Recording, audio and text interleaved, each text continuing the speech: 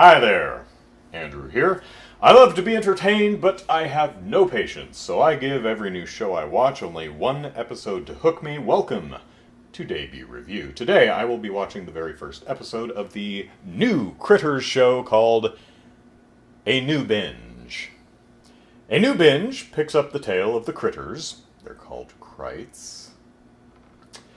Hairy, carnivorous, insatiable aliens from the beloved 1980s franchise. Pursued by intergalactic bounty hunters, the Critters, Krites, return to Earth on a secret mission and encounter Christopher, a lovelorn high schooler, his best friend Charlie, his crush Dana, and his mom Veronica, whose past will come back to bite them. Who will survive? And who will be eaten?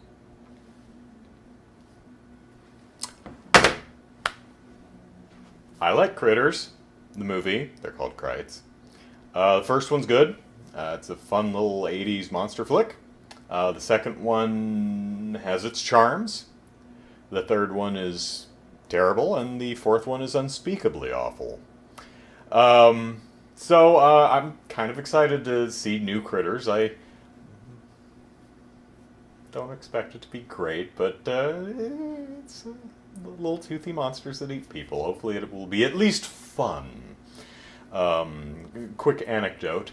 Leonardo DiCaprio, I think, made his film debut, or at least close to it, in Critters 3. And my sister, like most young girls of her age, was digging Leo at the time. And she was digging him in the, Gilbert Grape and Basketball Diaries era.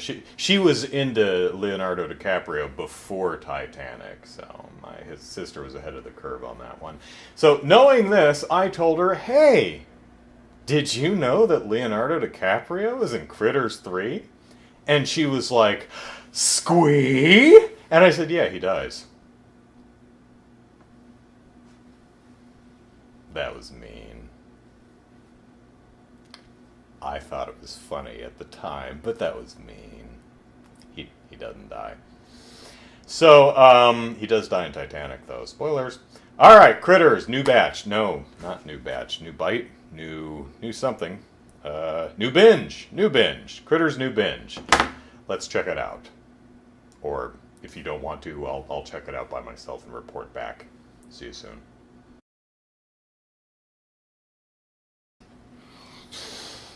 Okay. I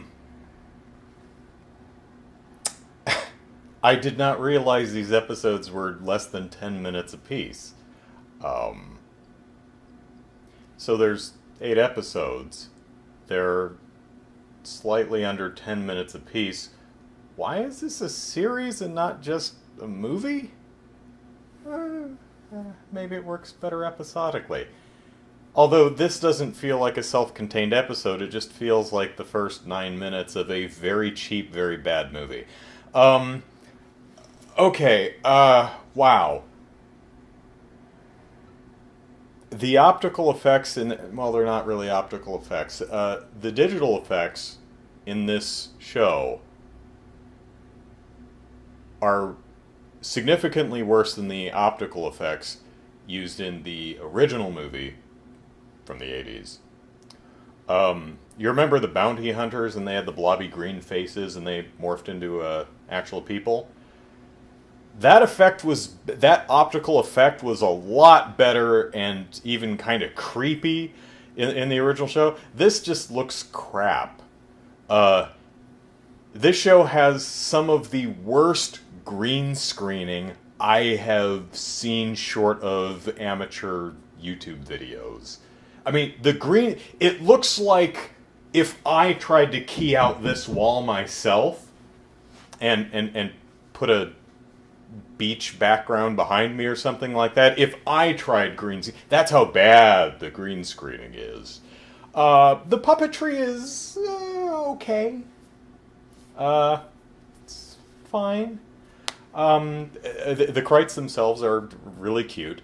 I love the fact that...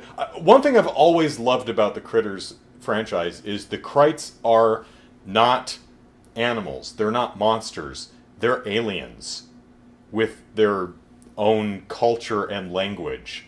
And the first, the opening of the show really drives that fact home because they're in their spaceship and they're watching a movie. And then the president of all Krites, I guess, calls them and gives them their secret mission. And they're going to Earth to pick up some Krite that got left behind on a previous mission. And their orders are no eating anything because we don't want to draw attention. This is a stealthy mission, you see. Yeah, that's not going to last. So, and it doesn't. Not in the 9 minutes of this episode. So, but what I really like is that each Krite has a distinct look. You have one with an eye patch. You have one with goggles on. One has like a watch or an armband or some weird thing. Kind of hard to tell because they have real short, stubby arms. This is obviously super cheap. I mean, like, I might have been able to afford doing this show. No, but it's super cheap. That said, the jokes are pretty funny. I mean, it's obvious it's supposed to be stupid and funny, and it is stupid, and it is actually pretty funny so far. Again, the first episode's only 9 minutes long. For example, the bounty hunters crash in Australia. I forget where the heck it takes place. It doesn't take place in Australia. It takes place in America, somewhere, I guess. They actually show you, and they say, and I totally forgot, and it was 2 minutes ago. Oh, well. But the bounty hunters, they crash in the Australian outback, and they come across two people who they simulate their looks. And they say, where is this address where the Krites apparently are? And the one guy's looking at, because they just stole their identity, he's like, tap, tap, tap, tap, tap, Google Map, Google Map. He looks up the address for them on his phone. That's a pretty good joke. Our two heroes, Christopher and Friend, stop by the animal shelter to say hi to Dana. And they hear a scream and they rush in, and the Krites have got there first, and they already disobeyed their no-eating thing, and the animals are just eviscerated, just entrails hanging from everywhere. And one of the kids says, I thought this was a no-kill shelter. I like that joke. So